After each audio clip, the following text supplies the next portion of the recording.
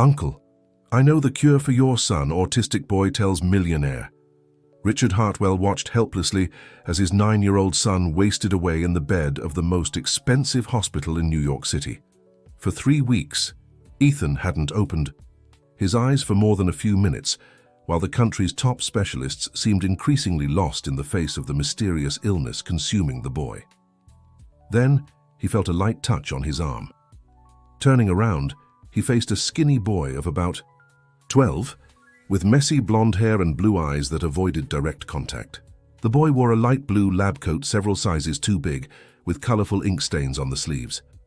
"You're the father of the boy in room 507, right?" the boy asked, rocking slightly back and forth. Richard frowned, ready to call security. How had this boy gotten in? This was the premium wing of Mount Sinai Hospital, supposedly restricted access. "Uncle, I know the cure for your son," the boy said before Richard could respond. "Who are you? How did you get in here?" Richard reacted with a mix of irritation and suspicion. "My name is Noah. My mom works here in cleaning. I come with her sometimes when there's no one to stay with me at home," he explained, still not looking directly at Richard. "Your son has that rare disease the doctors can't figure out. I saw his chart when I was waiting for my mom to finish cleaning the nurse's station." "You read my son's medical records? That's an invasion of privacy."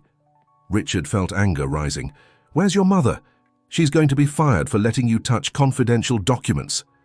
The businessman stood abruptly, making... The boy stepped back. Richard was about to press the nurse call button when he heard something that froze him, a hoarse whisper from the hospital bed. "Dad, let him speak." Richard turned, stunned, to his son. Ethan had opened his eyes, and for the first time in weeks seemed truly aware. The boy's fragile hand lifted slightly from the mattress, as if reaching for the unexpected visitor. "Ethan?" Richard rushed to his son's side, carefully holding his hand. "Can you hear me, son?" The boy only nodded faintly, his eyes fixed on the unknown child still standing near the door. "He can hear me," Noah said, now slowly approaching the bed. "I talked to him last night when you went to get coffee, and the nurse left to attend another patient." He didn't answer, but I know he listened. Richard looked from his son to the boy, torn between hope and disbelief. As a successful real estate businessman, he was used to making quick decisions based on hard facts. And the hard fact was that his son had just spoken for the first time in weeks, asking him to listen to this strange boy. "You said you know the cure for my son. How is that possible? The best doctors in the country are working on his case." Noah stepped closer, now, beside the bed. Still avoiding eye contact, he began lightly flapping his hands. "I like reading medical stuff. I have a photographic memory. I remember everything I read. When my mom cleans the hospital library or the doctor's lounge, I read the books and articles I find." He spoke quickly, words tumbling out, mumbling. "I saw your son's case and remembered a scientific article I read 2 months ago about a similar disease. The symptoms are almost identical."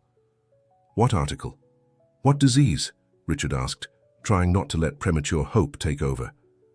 "It's a rare variation of Guillain-Barré syndrome, but it mainly attacks the central nervous system instead of the peripheral one." The article was published by a Japanese doctor in the International Journal of Rare Disorders 8 months ago. It's not very well known yet. Noah was now speaking while looking at the floor, his restless hands making small circular motions. "The conventional treatment for Guillain-Barré could make this variant worse. If that's what it is, the doctors are doing everything wrong." Richard felt a shiver run down his spine. He had authorized an experimental intravenous immunoglobulin treatment the week before, after the doctors suggested it might be an atypical form of Guillain-Barré. And since then, Ethan had gotten significantly worse. "How do you know all this?" Richard asked, his voice softer now, almost pleading. "I just do." Noah shrugged. "I have autism spectrum disorder. My mom says it makes me see patterns other people can't." At that moment, the door to the room opened and a woman in a blue uniform appeared, her face tense with worry. "Noah, I've been looking all over the hospital for you." She hurried in, then noticed Richard and paled. "Mr. Hartwell, I'm so sorry. My son shouldn't be here. I swear he was in the break room when I started cleaning this floor." "Are you this boy's mother?" Richard asked, his voice controlled but firm. "Yes, sir. I'm Melissa, from the night shift cleaning crew. Please don't report me to the supervisor. I really need this job, and—" "Your son just told me he knows what my son has," Richard interrupted, "and that the current treatment might be making his condition worse." Melissa looked at her son in alarm. "Noah, what have you been saying? We've talked about you making things up and—" "I'm not making it up, Mom," the boy protested, now visibly anxious. "It's that disease from Dr. Watanabe's article I read when you were cleaning the library. Remember I told you? It's a variant of Guillain-Barré that affects kids, especially after intestinal infections." Melissa rubbed her face, clearly embarrassed. "Mr. Hartwell, I'm sorry. My son is autistic and fixates on medical topics. He reads everything he finds about rare diseases, but that doesn't mean—" "Your son Ethan had a bad intestinal infection 3 weeks before his first neurological symptoms, didn't he?" Noah interrupted, briefly glancing at Richard. The businessman felt as if someone had thrown a bucket of cold water over him. It was true. Ethan had gotten sick after a school trip to a water park. The doctors initially diagnosed it as common gastroenteritis, but 3 weeks later, the first signs of muscle weakness and coordination problems appeared. "How do you know that?" Richard asked, stunned. "It's in his chart." But the doctors didn't make the connection because usually the gap between gastrointestinal infection and neurological symptoms in regular Guillain-Barré is 1 to 3 weeks. In the variant I think he has, it can take up to a month, and the treatment has to be completely different. A nurse walked into the room, cutting off the conversation. "Mr. Hartwell, is everything all right?" she asked, then noticed Melissa and Noah. "What are you doing here? This is a restricted area." "They're here at my request," Richard replied, surprising everyone, including himself. Then he turned to the nurse. "Please call Dr. Williams right away. Tell him it's urgent." After the nurse left, Richard locked eyes with Noah. "I want you to tell me everything about this disease variant and the right treatment. And then we'll talk to the doctor in charge." Melissa looked like she was about to faint. "Mr. Hartwell, I don't want to cause trouble. Noah sometimes gets carried away with his theories and—" "Mom, it's not a theory," insisted Noah, now pacing back and forth in the room. "It's Dr. Watanabe's article. Remember, I memorized it. Axonal variant of Guillain-Barré syndrome in pediatric patients following enteric Campylobacter jejuni infection, a 5-case study. Intravenous immunoglobulin treatment is contraindicated in this variant because it can cause an exacerbated inflammatory reaction in the central nervous system." Richard looked at his son in the hospital bed. Ethan had his eyes open, fixed on Noah, as if he understood every word the boy was saying. "What time does your shift end, Melissa?" Richard asked, his businessman's mind already formulating a plan. "At 7 in the morning, sir," she replied, confused. "Perfect. You and your son aren't going anywhere until we speak with—" "The doctor," Richard declared, his tone leaving no room for argument. Then he looked at Noah. "If you're right about this, kid, He stopped, unsure how to finish the sentence. What could he offer? Money seemed inappropriate. How do you thank someone who might have just saved your child's life? At that moment, Dr. Williams entered the room, looking annoyed at being called urgently. "Mr. Hartwell, the nurse said it was an emergency. What's going on?" Richard took a deep breath, glancing at Noah, then Melissa, and finally at Ethan, who still lay with his eyes open, taking everything in.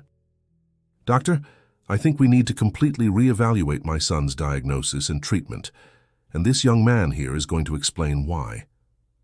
Dear listener, if you're enjoying the story, don't forget to like and subscribe to the channel. It really helps us as we're just starting out. Now back to the story. Dr. Williams looked at Noah with a mix of confusion and irritation. "Mr. Hartwell, I don't understand. Who is this boy?" "This is Noah, Melissa's son from the cleaning staff," Richard explained, keeping his composure. "And he just presented a theory about my son's condition that makes more sense than anything I've heard in weeks." The doctor adjusted his glasses, visibly uncomfortable. "With all due respect, Mr. Hartwell, I don't think it's appropriate to discuss your son's medical case in the presence of—" He hesitated, glancing at Melissa and Noah. "Unauthorized personnel." My son is dying, Doctor. Richard's voice came out louder than intended. If there's even the slightest chance we're on the wrong path, I want to explore every alternative. Please, just hear the boy out. Dr. Williams sighed, resigned. Very well. But I must make it clear this is highly irregular. Noah stepped forward, now rocking his body more noticeably, a behavior Richard recognized as a sign of anxiety. Doctor, patient Ethan Hartwell exhibits symptoms consistent with the axonal variant of Guillain-Barré syndrome, documented by Dr. Ken Watanabe in a study of 5 pediatric patients in Japan. Noah began, his voice monotone but precise.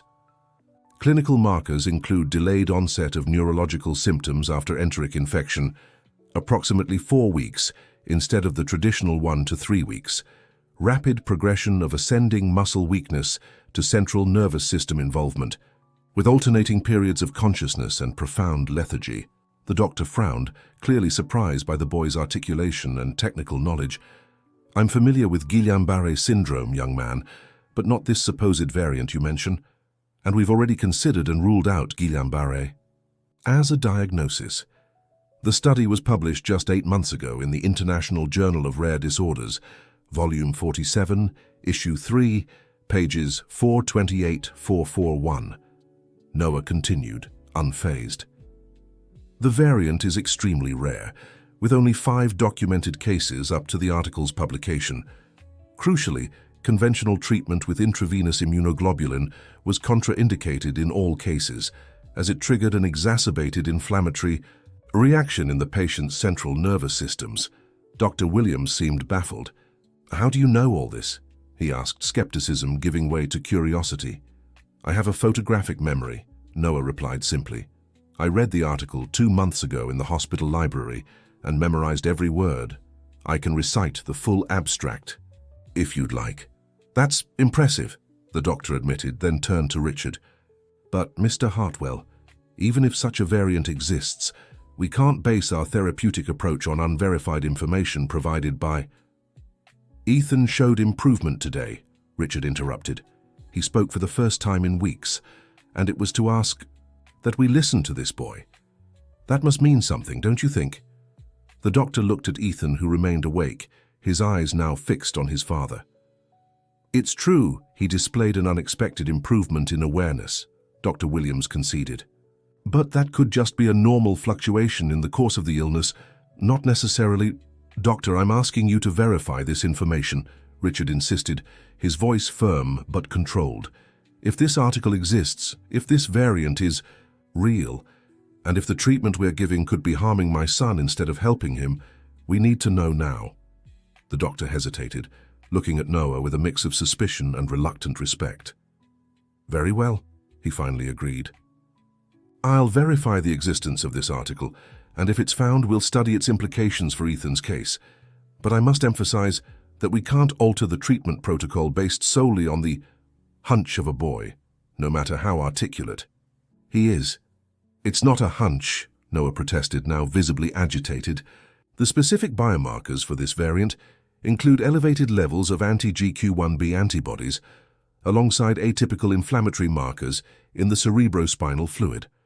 You performed the lumbar puncture, but you didn't specifically test for these antibodies because you didn't know what to look for. Dr. Williams stared at Noah in silence for a few seconds. You're right. We didn't test for anti-GQ1B antibodies, he finally admitted. It's a specific test we usually only run when Miller-Fisher syndrome, a known variant of Guillain-Barré, is suspected. But is the lumbar puncture fluid still in the lab? Richard asked, feeling a spark of hope. Yes, we keep samples for 30 days, the doctor confirmed. Then please order these specific tests, Richard requested, and temporarily suspend the immunoglobulin treatment until we have concrete results. Dr. Williams seemed uneasy with the suggestion. Mr. Hartwell, stopping an ongoing treatment without clinically validated reason goes against protocol. I can't... My son's life is at stake, Doctor.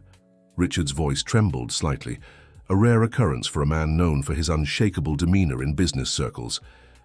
And if this boy is right, every dose of immunoglobulin could be pushing Ethan closer to an outcome I don't even want to consider. A tense silence filled the room. The doctor looked at Ethan, then at Noah, and finally at Richard. "I'll consult the rest of the team," he relented, "and I'll personally verify the existence of this article, but I can't promise changes to the treatment without concrete evidence." "That's all I ask, Doctor. Concrete evidence," Richard replied, extending his hand to the doctor. After Dr. Williams left, Richard turned to Melissa. "Your shift ends at 7, right? I'd like you and Noah to meet me in the cafeteria afterward. We need to talk." Melissa nodded nervously, clearly still worried about the possible consequences of the situation. "Come on, Noah," she called. "We should let Mr. Hartwell and his son rest." Noah hesitated, looking at Ethan. "Can I come back tomorrow?" he asked Marcello directly. Before the businessman could answer, Ethan's weak voice was heard again. "Please, Dad, let him come back." Richard felt his eyes moisten. 2 sentences in less than an hour, after weeks of silence. "Of course you can, Noah," he replied. His voice choked. "In fact, I'm counting on it." 3 hours later, Richard was sitting in the hospital cafeteria, staring at an untouched cup of coffee. He hadn't slept all night, splitting his time between Ethan's room and the waiting area, where he made calls and frantically researched on his tablet about that variant of Guillain-Barré syndrome. He had managed to find the article Noah mentioned. It was real. Dr. Ken Watanabe, a respected neurologist from Tokyo, had indeed documented 5 cases of a rare variant that predominantly affected the central nervous system in children, and the most frightening part. In every case, immunoglobulin treatment had caused significant worsening. Richard rubbed his tired eyes. How could an entire team of specialists have missed something so crucial, while a 12-year-old autistic boy, the janitor's son, had made the connection? Mr. Hartwell. He looked up and saw Melissa and Noah standing in front of him. The woman looked like she had aged years overnight, her face lined with worry. Noah, on the other hand, seemed energetic, rocking slightly back and forth while clutching a worn notebook to his chest. "Please sit," Richard offered, gesturing to the empty chairs. "I wanted to apologize again for Noah barging into your son's room," Melissa began, nervously twisting the fabric of her worn bag. "He shouldn't even have been in the hospital, but my mother, who usually watches him, had a health issue yesterday, and I had no one else to leave him with." "Ms. Melissa, I'm not angry," Richard said gently. "In fact, I'm extremely grateful. I found the article your son mentioned. It does exist, and everything Noah said seems accurate." Melissa looked at her son in surprise, who was now absorbed in drawing something in his notebook. "He's always been like this," she said with a tired smile, "since he was little. Reads something once and never forgets it. The doctors say it's part of his autism, that photographic memory. It's an extraordinary gift," Richard observed. "Sometimes yes, sometimes no," Melissa replied with a sigh. "At school it's hard. The teachers don't know how to handle him. The other kids think he's strange. And this fixation on medical topics. He spent hours and hours reading those thick books from the hospital library, memorizing terms even I don't understand." Richard watched Noah, who kept drawing, seemingly oblivious to the conversation. "Have you consulted specialists? There are therapies, schools nowadays for children with autism spectrum disorder." Melissa let out a humorless laugh. "On my janitor's salary, I can barely pay the rent for our tiny room in South Bronx. Medicaid offers some services, but the waiting list is endless, and a specialized school not even in my dreams." Richard felt a pang of guilt. As a successful real estate businessman, he owned several luxury developments in New York City. His fortune was estimated in the hundreds of millions, and here he was, sitting across from a woman who could barely provide the basics for a clearly exceptional child. "What are you drawing, Noah?" he asked, leaning over to see the notebook. "The central nervous system, and how the axonal variant of Guillain-Barré affects the cranial nerves and the brain's white matter," answered the boy, without looking up from his drawing. It was a detailed technical diagram that could have been in any advanced neurology textbook. "Impressive," murmured Richard, genuinely amazed. Then he made a decision. "Ms. Melissa, I'd like to make you an offer." The woman eyed him with suspicion. "What kind of offer?" "Your son may have saved my son's life," Richard said plainly. "The doctors are redoing the tests now, based on the information Noah provided. If he's right, and I have strong reason to believe he is. I want to offer my help." "We don't need charity, sir," Melissa replied with dignity. "It's not charity," Richard chose his words carefully. "It's a fair exchange. Noah has extraordinary knowledge and intelligence. I want to help him reach his full potential. In return, I only ask that he continues assisting with my son's case, sharing his observations with the medical team." "Are you trying to hire my son?" Melissa asked, incredulous. "In a way," Richard smiled. "I want to fund his education, specialized schooling, therapies, whatever he needs, and provide a better life for you both." "Why?" Suspicion still lingered on the woman's face. "Because I've always recognized exceptional talent, Ms. Melissa. That's how I built my company, by identifying and investing in people with potential. Your son has something rare, something that shouldn't be wasted. And yes, also because I'm desperate to save my son, and I believe Noah might be the key." "So you're only interested in Noah while your son is sick?" she asked bluntly. Richard appreciated her honesty. "No, my commitment will be long-term. No matter what happens to Ethan, I have more than enough resources and I've always believed in giving back. Think of it as a scholarship for a potential genius." Melissa looked at her son, who kept drawing, seemingly unaware of the conversation that could change his future entirely. "Noah isn't easy to handle," she warned. "He has meltdowns when routines change, hates being touched, sometimes spends days talking about just one thing." "I understand the complexities of autism spectrum disorder," Richard replied. "And I'm not asking to adopt your son, just to give him the opportunities he deserves. You'll remain an independent family, just with more resources." "What if I say no?" Richard smiled. "Then I'll thank you for the help already given, and we'll find another arrangement. I'm not making my son's treatment conditional on your acceptance, if that's what worries you." At that moment, Richard's phone rang. It was Dr. Williams. "Excuse me, I need to take this," he said, stepping away. The call was brief, but when Richard returned to the table, his expression had changed. "Preliminary results just came in," he said, his voice shaking. "Ethan has elevated anti-GQ1B antibodies, exactly as Noah said. They're acknowledging the possibility of that rare variant and stopping the immunoglobulin treatment immediately." Noah finally looked up from his notebook. "They need to start plasmapheresis right away," he said urgently, "and administer specific immunomodulators to reduce inflammation in the central nervous system.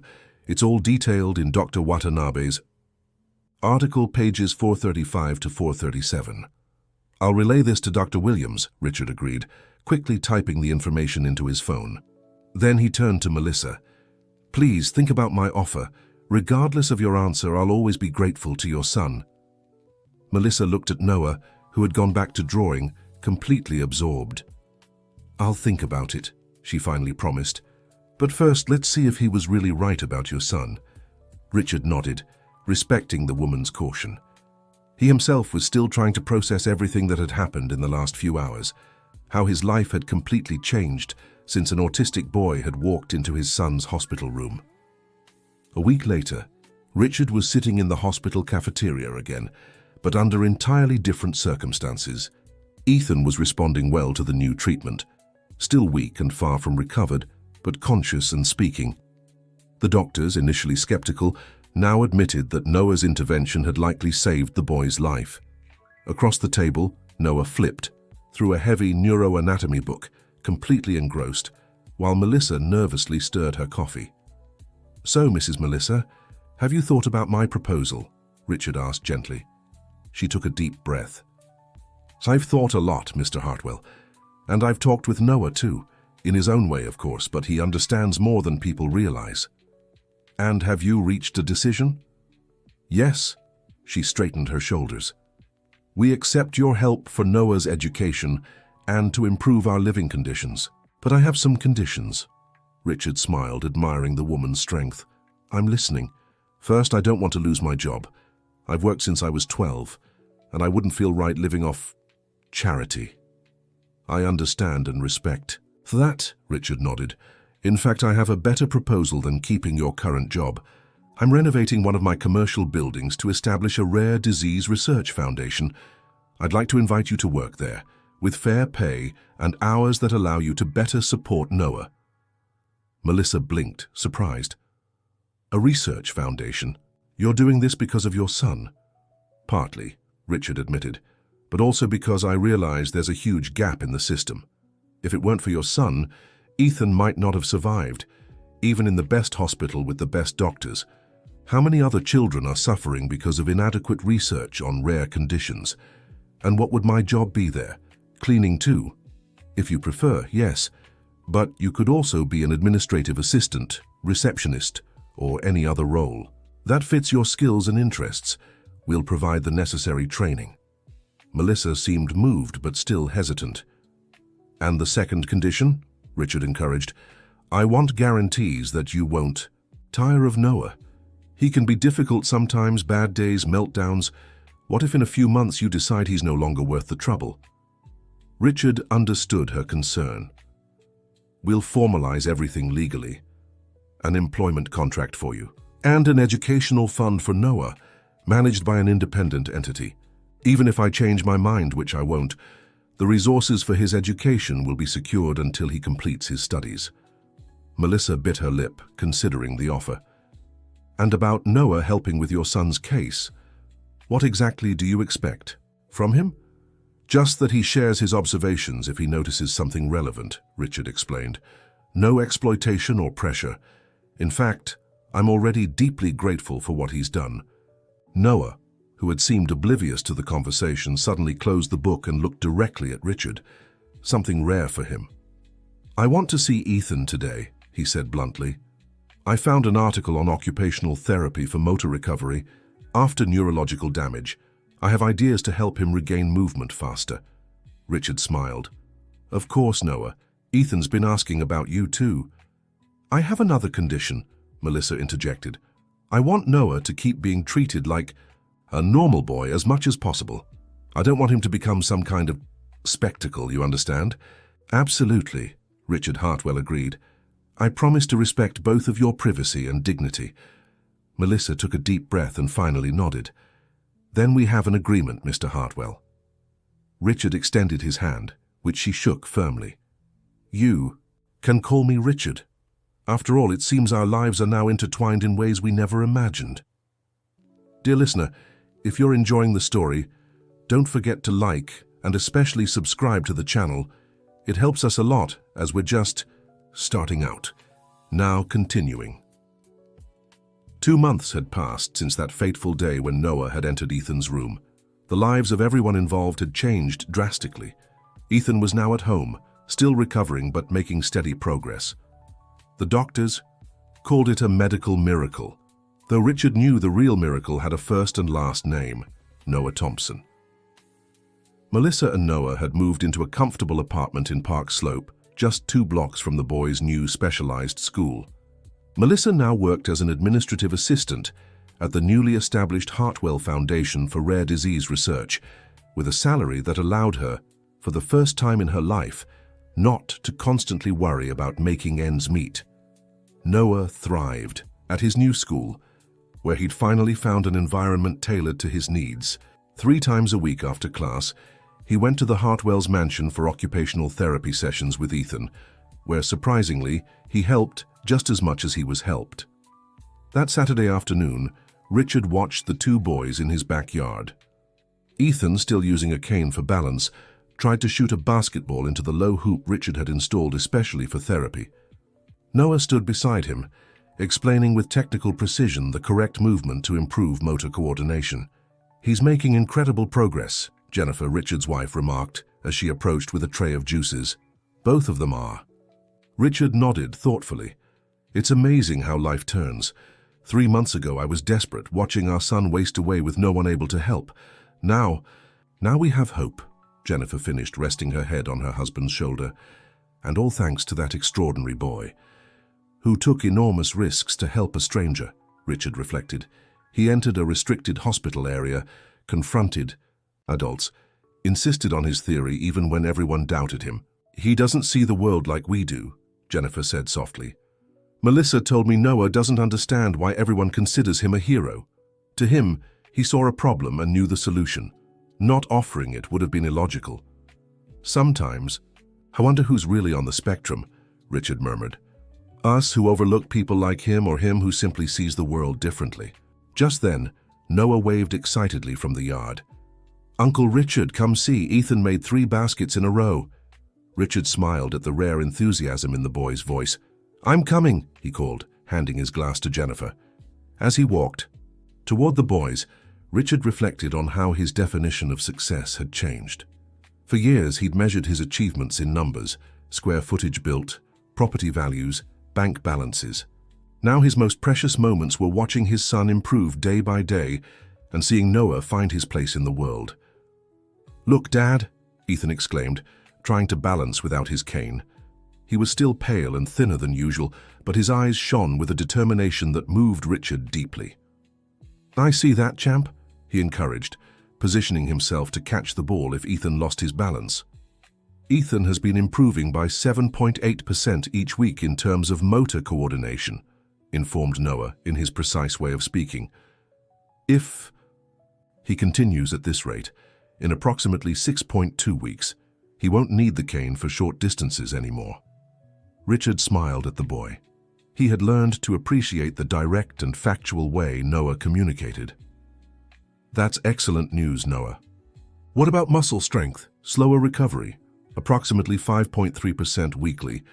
I recommend increasing protein in his diet and adding more isometric exercises, Noah replied without hesitation. Ethan rolled his eyes. He wants me to eat more chicken and eggs. So boring. But necessary for muscle protein synthesis, Noah insisted. It's basic science, Ethan. Richard laughed at their interaction. It was amazing how they had developed such an unlikely friendship.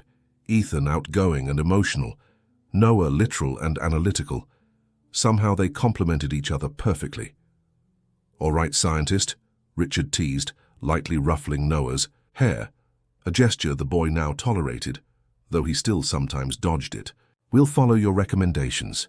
You've already proven you know what you're doing. Jennifer approached with glasses of juice. Boys, break time. And guess what, Noah? That book on neuroplasticity you wanted arrived today.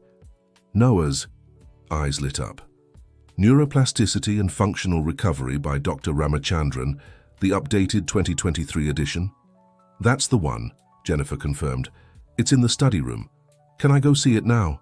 Noah asked, practically bouncing with excitement. A rare display for him. Of course, Jennifer smiled. Richard, why don't you go with him while I help Ethan rest for a bit? Richard nodded and followed Noah to the study, a room that had been completely transformed in recent weeks. Once a formal space with an imposing desk and neatly arranged business books, it was now filled with medical textbooks, anatomical models, and a whiteboard covered in precise notes in Noah's tidy handwriting. The boy rushed to the table where the thick volume was carefully placed. It's the latest edition, he exclaimed, running his fingers over the cover as if it were a treasure.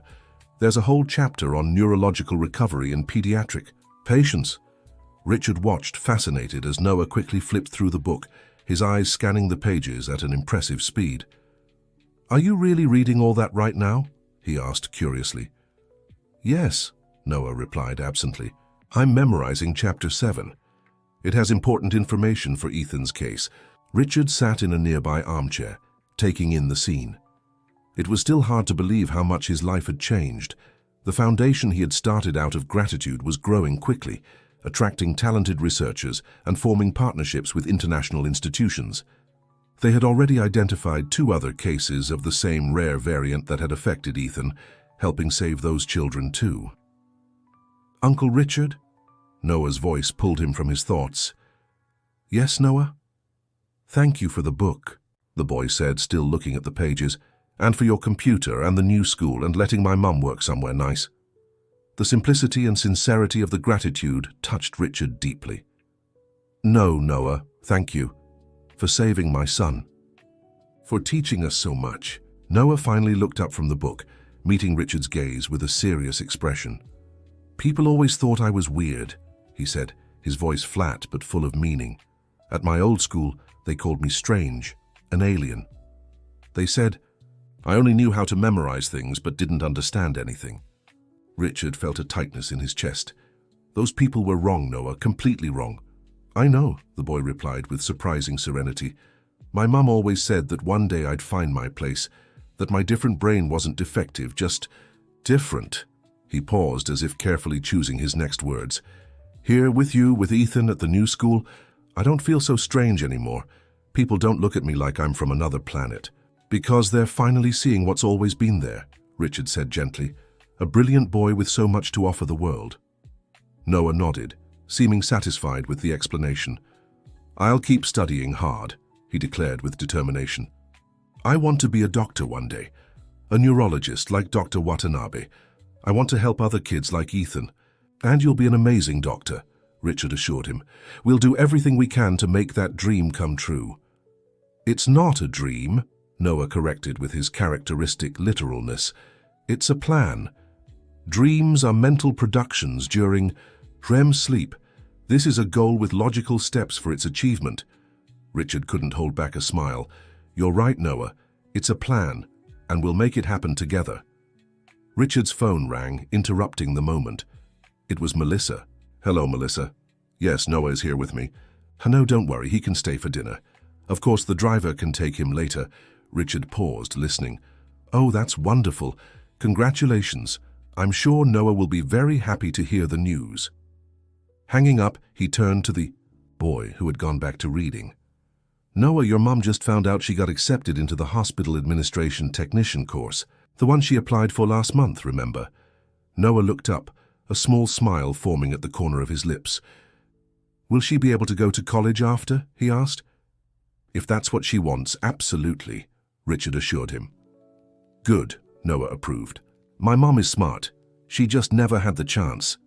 The simplicity of that statement struck Richard hard. It was true. How many talents remained hidden for lack of opportunity? How many brilliant minds like Noah's would never get the chance to reach their potential? At that moment, Richard made a decision that would further change the course of his life. The Hartwell Foundation wouldn't just be for rare disease research. It would also identify and support neurodivergent children from underprivileged families. If one autistic boy had revolutionized his life and saved his son, what could dozens, hundreds of them do if given the right tools? Noah, he called, interrupting the boy's reading again, do you think there are other kids like you out there? Kids who see the world differently, who have special talents but don't have the opportunities you're getting now? Noah blinked, processing the question. Statistically, yes, he finally answered. The prevalence of autism spectrum disorder is approximately 1 in 54 children, according to the CDC. In the United States, with roughly 73.1 million people under 18, that would mean over 1.3 million autistic children and adolescents. Considering the socioeconomic distribution of the country, it's logical to assume most don't have adequate access to diagnosis, specialized education, and support. Richard smiled. The precise, statistical answer was so typically Noah. And, do you think it would be good to help those children? Obviously, Noah replied as if the question were strange. It would be illogical not to optimize the cognitive potential available in the population. Then how about helping me plan how to do that? Richard proposed. How can we find these kids and give them what they need to thrive? For the first time that afternoon, Noah closed the book completely, a sign that the subject had fully captured his attention. Can I do a presentation? He asked, his tone revealing excitement. With slides and statistics and everything. I'd love to see that, Richard replied sincerely. I'll start right now, Noah declared, standing up and heading to the computer, in the corner of the room. I need at least 3 days to gather all the relevant data and structure a comprehensive proposal. Richard watched, moved, as the boy began typing rapidly, completely absorbed in his new mission. Who could have guessed that the unexpected arrival of that boy in the hospital room would not only save Ethan, but also set in motion something much greater? Life was truly surprising, Richard reflected. The greatest blessings often came from the most unexpected places, and sometimes everything had to fall apart so something better could be built. 6 months later, the Hartwell Foundation for Rare Disease Research and Support for Neurodivergent Children was officially inaugurated in a modern building in the Tribeca neighborhood of New York City. What had begun as an act of gratitude had transformed into an ambitious project with nationwide reach. In the elegant auditorium, a diverse audience awaited the start of the ceremony.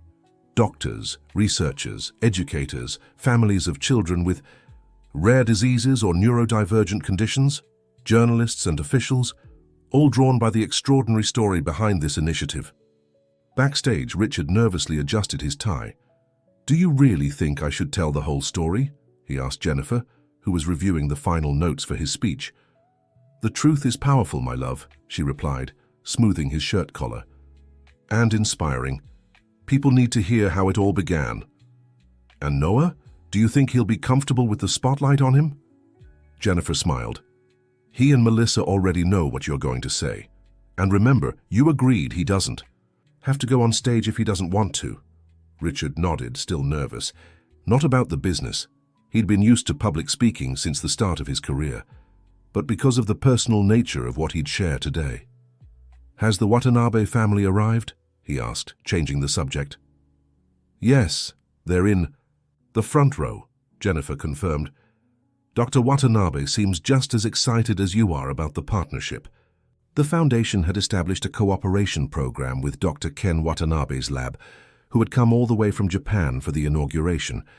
The neurologist, whose research had saved Ethan, had become a key partner and a family friend. 5 minutes, Mr. Hartwell, an assistant informed him, peeking through the door. Richard took a deep breath. "I'm ready." When he stepped onto the stage, he was met with warm applause. In the front row, he saw Ethan, recovered and healthy, next to Noah, who wore headphones to shield himself from the excessive noise. Melissa, elegant in a blue dress, smiled nervously.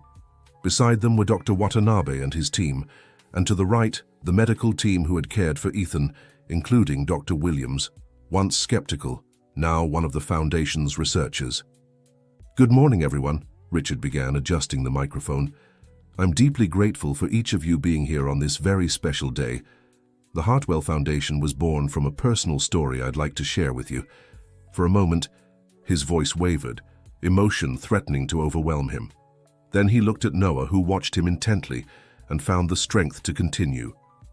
"Just over 8 months ago, I was simply a successful businessman, focused on numbers, deadlines, and profits. I had a beautiful family, an enviable career, and all the material comforts money could buy. And then, in a matter of days, I watched my world crumble as my son Ethan was hospitalized with a mysterious illness that drained his vitality day by day." The audience listened in respectful silence.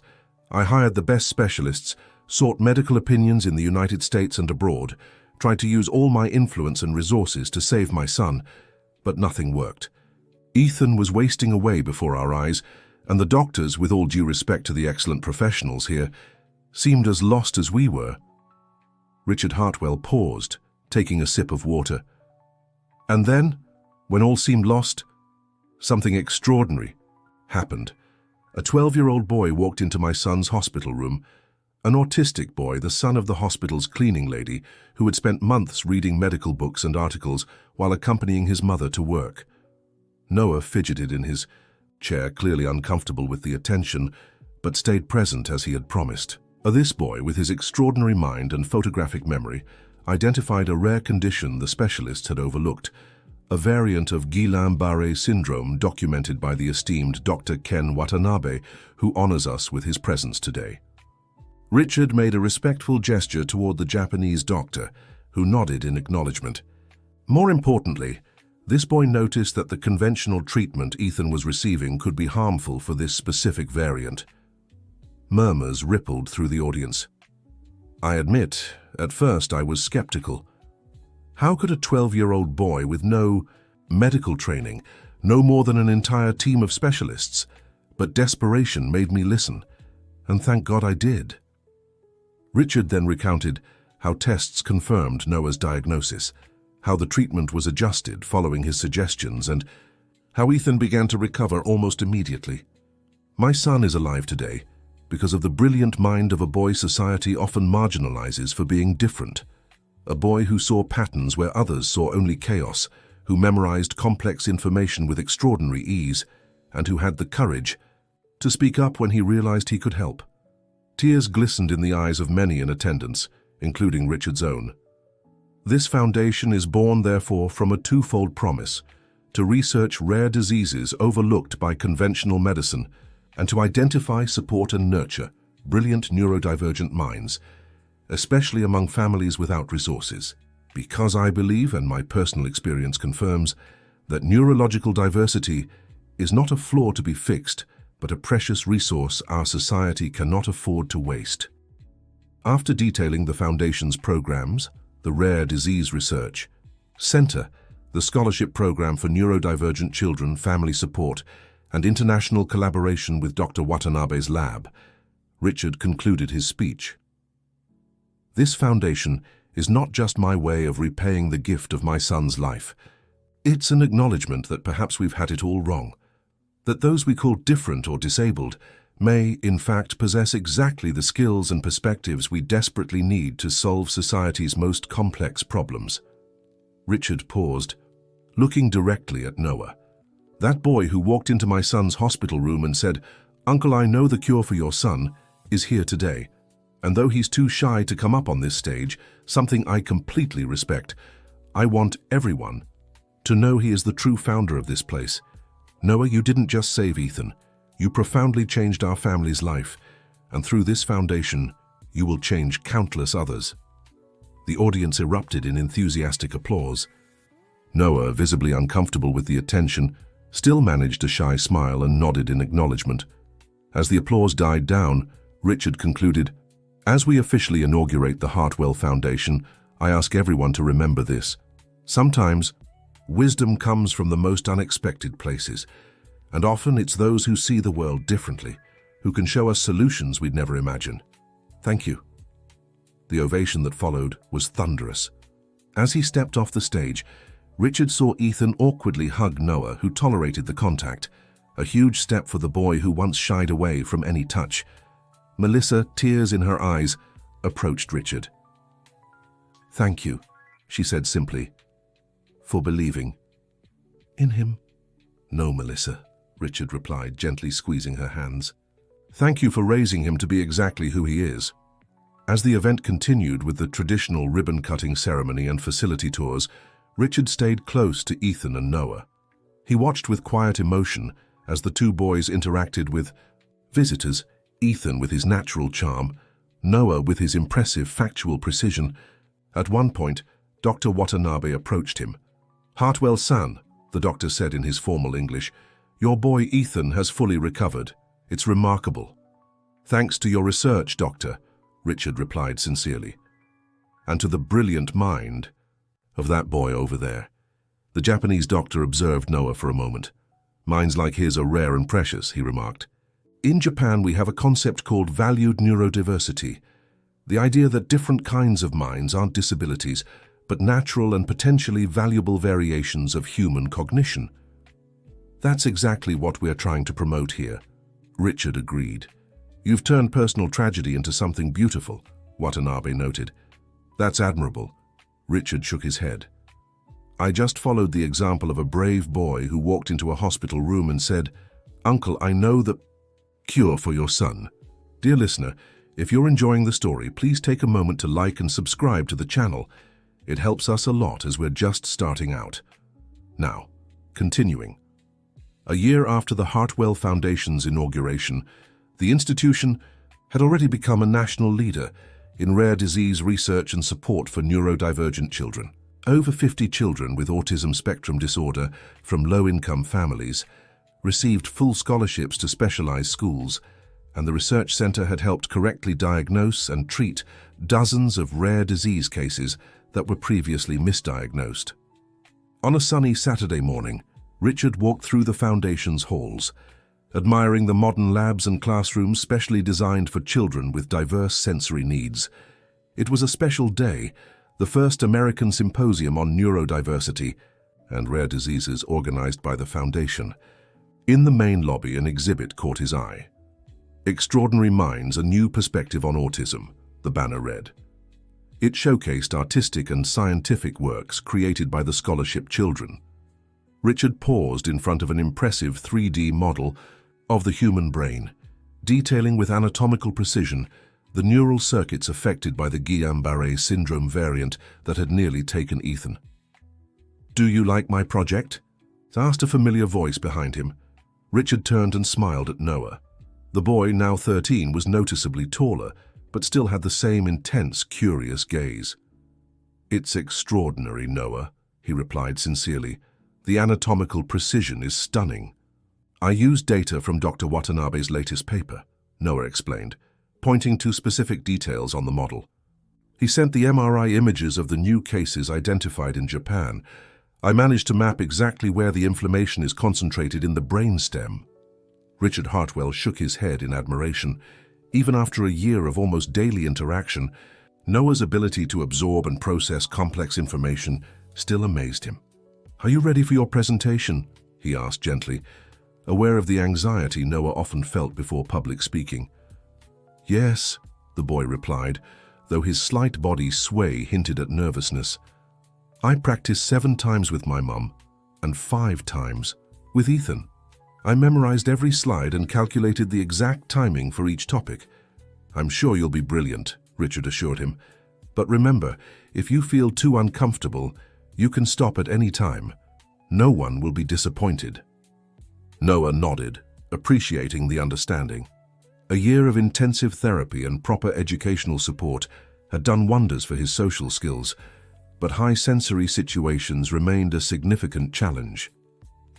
"Where's Ethan?" the boy asked, abruptly changing the subject as he often did. "I should be arriving with Jennifer. They went to pick up his grandmother from the airport." Ethan's paternal grandmother, Grandma Margaret, initially skeptical about the whole story involving the autistic son of the cleaning lady, had become one of the Foundation's strongest advocates after witnessing her grandson's full recovery. Just then, Melissa approached, elegant in a navy blue pantsuit that contrasted with the simple uniform she used to wear while cleaning at the hospital. "Good morning, Richard," she greeted with a confident smile that would have been unthinkable a year before. As the Foundation's administrative manager, Melissa had discovered organizational talents she never knew she possessed. "The first speakers have arrived, and the technical team is putting the final touches on the auditorium." "Great," Richard replied. "And how's our young scientist doing?" he asked, nodding toward Noah. "A little nervous but prepared," Melissa answered, looking proudly at her son. "He only slept 4 hours last night reviewing the presentation." "Mom, precision is important," Noah protested. "These are the first consolidated data from cases treated by the Foundation. I can't make mistakes." Melissa exchanged a knowing glance with Richard. Both understood that the precision Noah referred to went far beyond what any other speaker would consider necessary. "And your presentation will be perfect," Richard reassured him. "But for now, let's grab some coffee. You'll need energy to shine on stage later." The three headed to the Foundation's cafe, a welcoming space designed to accommodate different sensory needs with adjustable lighting and quieter areas for those who required less stimulation. Along the way, they passed families arriving for the symposium, many with clearly neurodivergent children. "Look how many people came," Melissa remarked, visibly moved. "From all over the United States." "And some from abroad too," Richard added. "We have delegations from Canada, Brazil, Argentina, and the United Kingdom." In the cafe, they found Dr. Williams, now the Foundation's medical director, chatting animatedly with a young doctor. "Ah, Richard," he exclaimed upon seeing them. "I'd like you to meet Dr. Emily Turner, a pediatric neurologist who just joined our team. She comes from Massachusetts General Hospital and has specific experience with acute disseminated encephalomyelitis, another inflammatory condition of the central nervous system that shares some features with the case Noah identified." "It's a pleasure to meet you, Mr. Hartwell," the doctor said, extending her hand. "And you must be the famous Noah. I'm looking forward to your presentation on the specific biomarkers." Noah, usually uncomfortable with strangers, surprisingly, extended his hand for a brief shake. "Acute disseminated encephalomyelitis has a different antibody profile, but the underlying inflammatory mechanism shows significant similarities," he said, diving straight into the topic without preamble, as was his habit, especially in the post-infectious variant that affects the brainstem. Dr. Emily blinked, momentarily surprised by the technical precision coming from a teenager, but quickly recovered. Exactly. It's fascinating how inflammatory pathways converge, even in clinically distinct conditions. I have some hypotheses about this I'd love to discuss with you later. Noah's face lit up with a rare, open smile. I'd really like that, he replied, lightly flapping his hands with excitement. Richard watched the interaction with a full heart. It was in these moments that he saw most clearly how Noah flourished when he found people who valued his unique mind, rather than trying to fit him into neurotypical molds. The noisy arrival of Ethan interrupted his thoughts. The boy, fully recovered and brimming with energy, ran to hug Noah, who accepted the contact with only a slight stiffening. "Noah, I have something amazing to show you," Ethan exclaimed, pulling a thick book from his backpack. "Grandma brought it from the United Kingdom. It's a super rare edition on neuroscience written by that Portuguese researcher you mentioned last month." Noah's eyes widened with excitement. Neuroplasticity and Functional Recovery in Inflammatory Conditions by Dr. Robert Sapolsky. The hardcover edition with the colored illustrations of neural circuits? "That's the one," Ethan confirmed, proud of the effect his gift had caused. Richard smiled as he watched the two boys. The unlikely friendship that had developed between them was one of the most beautiful transformations resulting from their entire journey. Ethan, once an ordinary boy mostly interested in games and sports, had developed a genuine curiosity for science, initially motivated by his desire to understand his own illness and later by Noah's contagious enthusiasm. In turn, Noah had found, in Ethan, a patient guide to the complicated world of social interactions and emotions. What had started as a patient and consultant relationship had turned into a deep friendship that benefited them both. Jennifer approached, accompanied by Grandma Margaret, an elegant woman walking with the aid of a cane. "Hello, everyone," Jennifer greeted, kissing her husband. "The traffic was terrible, but we made it on time." Grandma Margaret watched Noah and Ethan eagerly flipping through the newly acquired book. "Just look at these two," she commented with an affectionate smile. "Who would have thought, huh, Richard?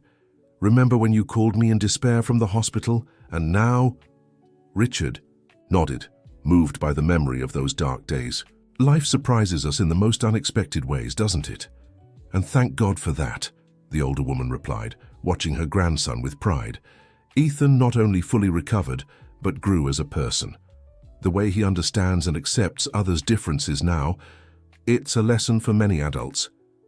The observation touched Richard deeply. It was true. Through his friendship with Noah, Ethan had developed a sensitivity and understanding rare for children his age. "The symposium starts in 30 minutes, Melissa," reminded them, always mindful of schedules. "Noah, do you want to go to the quiet room to review your notes before your presentation?"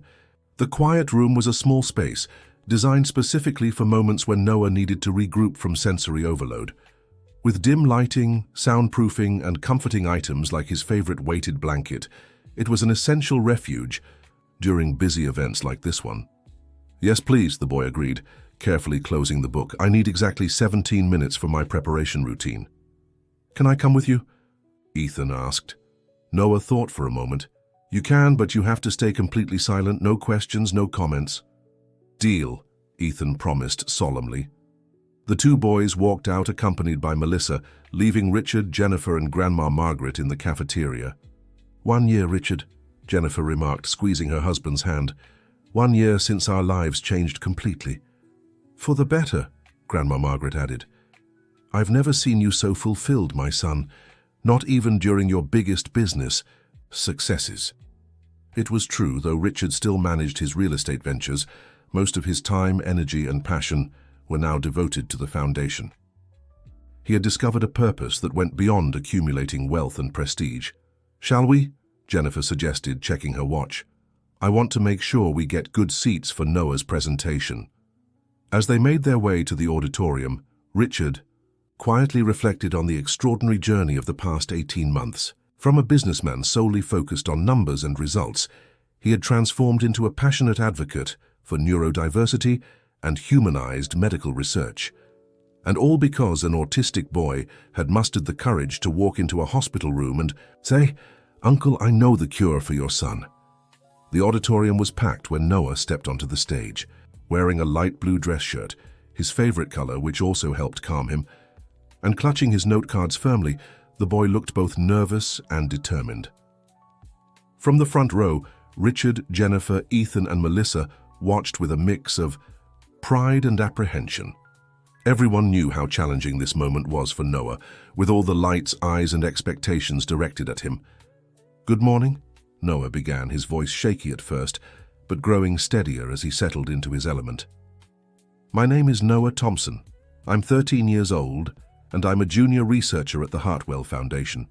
Today, I'll present our analysis on specific biomarkers in a typical variance of Guillain-Barré syndrome, a 7-case study."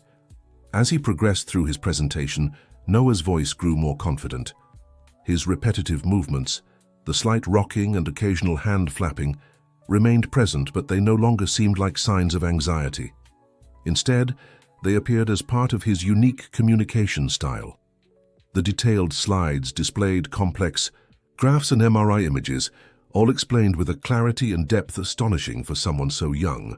When he reached the section about the new treatment protocols developed by the Foundation, Noah did something unexpected. He smiled and looked directly at Ethan. "The case zero that started this entire research is sitting in the front row, right now," he said in a rare moment of personal communication during a technical presentation. And as you can see, the recovery was 100% successful. A murmur of admiration swept through the auditorium, followed by warm applause. Ethan, usually outgoing and expressive, blushed deeply at the sudden attention. After concluding the technical portion, Noah paused, took a deep breath, and then said something that wasn't in his notes. "I want to thank Uncle Richard for believing in me when no one else did. For listening to me when everyone thought I was just a weird kid who memorized things without understanding them." His voice trembled slightly, but he continued, "Before the Foundation, I thought I was broken, that my different brain was a problem to be fixed. Now I understand that different kinds of minds are needed to solve different kinds of problems, and that the world needs all of us."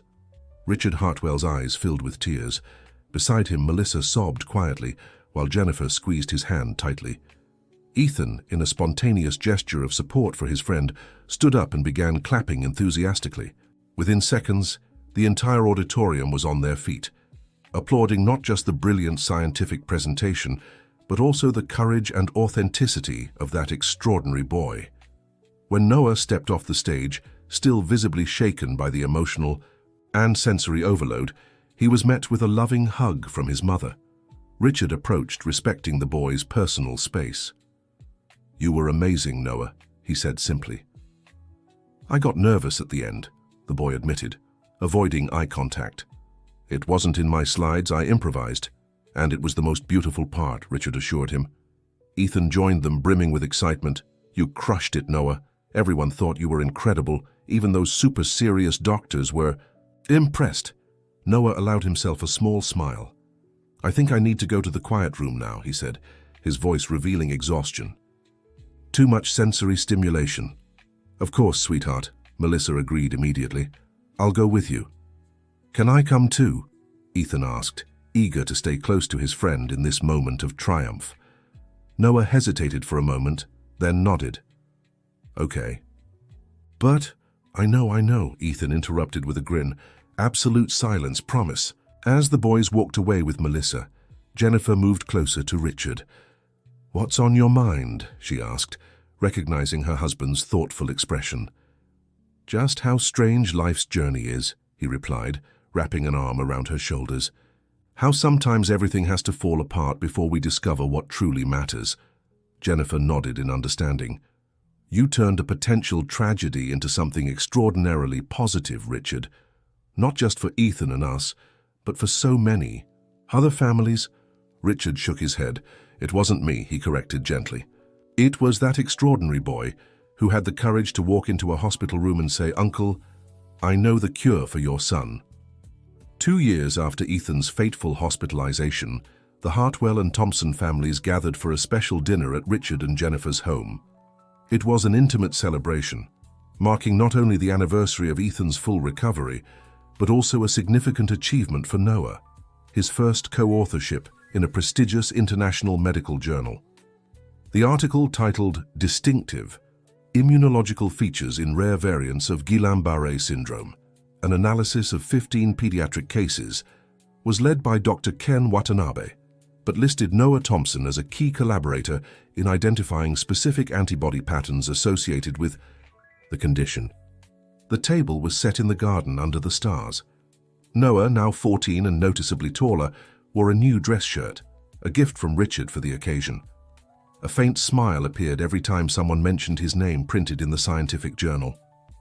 "A toast to our young scientist," Richard proposed, raising his glass. "May this be just the first of many groundbreaking papers." Everyone raised their glasses, including Noah, who shyly held a cup of grape juice. "And to Dr. Watanabe, who believed in a teenager's potential," Melissa added, now far more confident in social settings thanks to 2 years of spending time with the Hartwell family. "It was easy to believe," the Japanese doctor replied with a kind smile. He had flown all the way to the United States just to attend the celebration. "Noah-kun has a truly extraordinary mind. His ability to identify subtle patterns in complex data sets is something I've rarely seen even among experienced researchers." Noah, still uncomfortable with direct praise, kept his eyes fixed on his plate, but the faint blush on his cheeks revealed his pride. "Science needs neurodivergent minds," Dr. Watanabe continued. "We need people who see the world differently, who make connections others can't. The future of medicine depends on this cognitive diversity." "Speaking of the future," Ethan chimed in, now 11 years old and full of confidence, "guess what? My teacher said I can skip a grade if I keep getting such good grades in science." Then he looked at Noah with admiration, all thanks to our study sessions. The study sessions had started as part of Ethan's occupational therapy, but had evolved into regular meetings where Noah shared his vast scientific knowledge with his younger friend. To everyone's surprise, Ethan had revealed a natural talent for science, inspired by Noah's contagious passion for the subject. "That's wonderful, sweetheart," Jennifer smiled proudly. "But remember, there's no rush. What matters is that you truly understand and enjoy what you're learning." "Oh, I do," Ethan assured enthusiastically, "especially neuroscience. It's fascinating how the brain works, how it recovers from injuries, how different parts communicate." As Ethan continued his animated explanation, Richard exchanged a meaningful glance with Jennifer. Who could have imagined 2 years ago that their son would develop such a passion for science, or that a potentially devastating illness would end up opening doors to a world of discoveries and possibilities? After dinner, while the adults chatted on the porch, Ethan led Noah to his room to show off a new telescope he'd gotten for his birthday. Their shared interest in astronomy came from different perspectives. Ethan loved the adventure and mystery of the cosmos, while Noah was drawn to the mathematical precision of celestial movements. "They're amazing together, aren't they?" Melissa remarked, watching the boys walk away. "So different, yet so connected. Like puzzle pieces that don't seem to match at first glance but fit together perfectly," Jennifer agreed. Richard smiled, reflecting on how his life had transformed. His company remained prosperous, but occupied an ever smaller fraction of his thoughts. The foundation had grown beyond all expectations, attracting renowned researchers and establishing international partnerships. Most importantly, they had correctly identified and treated dozens of rare disease cases that were once misdiagnosed, potentially saving many lives. And it had all started with an autistic boy brave enough to break rules and protocols when he knew he could help someone in need. "Next month, we're expanding the scholarship program to include 20 more children," Richard commented. "We've identified some extraordinary talents in underserved communities across the United States." "It's wonderful work," Dr. Watanabe said thoughtfully. "In Japan, we're just beginning to recognize the value of neurodiversity. There's still so much prejudice, so much pressure to conform." "Here too," Melissa sighed. "Without the foundation and your support, Noah would probably still be facing bullying in a mainstream school, without access to proper therapies or opportunities to develop his potential. And Ethan might not be here," Richard added softly. the reality of that possibility still tightening his heart even 2 years later. A reflective silence fell over the group, each lost in their own thoughts about how their lives had become intertwined in such unexpected and profound ways. The moment was interrupted by Ethan and Noah returning to the garden, the former speaking excitedly while the latter nodded, occasionally interjecting with precise technical corrections. "Dad," Ethan called out eagerly, "Noah had an amazing idea. We could set up an observatory at the foundation for kids to study astronomy and potentially identify new celestial objects," Noah added seriously. "There are citizen science programs that allow amateurs to contribute to real discoveries. I calculated that with a telescope of adequate aperture and a high-resolution digital imaging system, we'd have a 72.8% chance of making a significant contribution within 2.5 years. Richard chuckled at Noah's characteristic precision. "That sounds like a fascinating project," he agreed. "Let's discuss the details at the next foundation meeting." Both boys' eyes sparkled with excitement. "Can I prepare a presentation with a cost-benefit analysis and scientific potential?" Noah asked, already mentally organizing the data. "And I can make a 3D model of what the observatory would look like," Ethan added. "I'd be delighted to see those proposals," Richard replied sincerely. As the boys walked away again, now engrossed in plans for the observatory, Richard felt a deep sense of gratitude. Life had dealt him a terrible blow, nearly taking his son, only to later present him with a new purpose and extraordinary people he would never have met otherwise. "You seem lost in thought," Jennifer observed, gently squeezing his arm. "Just grateful," he replied simply, "for everything, even for Ethan's illness, as terrible as it was, because it brought us here." Jennifer nodded, understanding perfectly. "Sometimes our world has to fall apart so we can rebuild it into something more beautiful and meaningful." Richard watched the boys, now sitting on the grass, enthusiastically sketching their plans for the observatory. Ethan, healthy and vibrant, had a bright future ahead of him, one that had almost been stolen away. And beside him, equally absorbed, in the plans, was the extraordinary boy who had walked into a hospital room and spoken the words that would change so many lives. "Uncle, I know the cure for your son." End of story. Dear listener, if this journey has touched your heart, don't keep these emotions to yourself. Leave a like, subscribe to the channel, and share in the comments. Which moment moved your soul the most? Do you know someone like Noah, misunderstood yet brilliant? Your company on this story has been a gift to us. Until next time.